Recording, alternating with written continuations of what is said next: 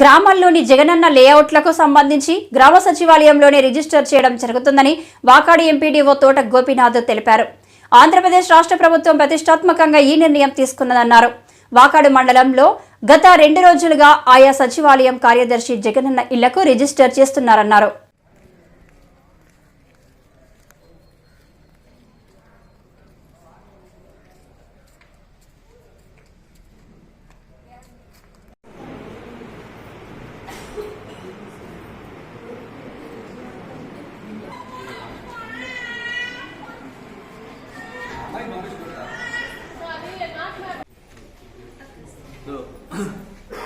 ఆంధ్రప్రదేశ్ ప్రభుత్వం ప్రతిష్టాత్మకంగా తీసుకున్న ఒక గొప్ప నిర్ణయం ఏమంటే, రిజిస్ట్రేషన్స్ గతంలో రిజిస్టర్ ఆఫీస్కి పోయి చేసుకునేవాళ్ళు.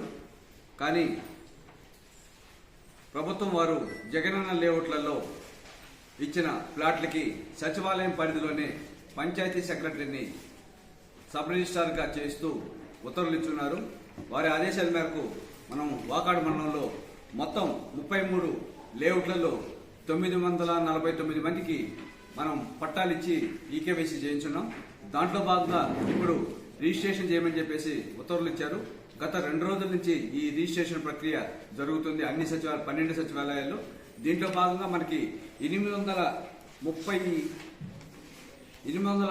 ఇళ్ళు ఇప్పుడు మ్యాప్ అయి ఉన్నాయి. సో ఈ 867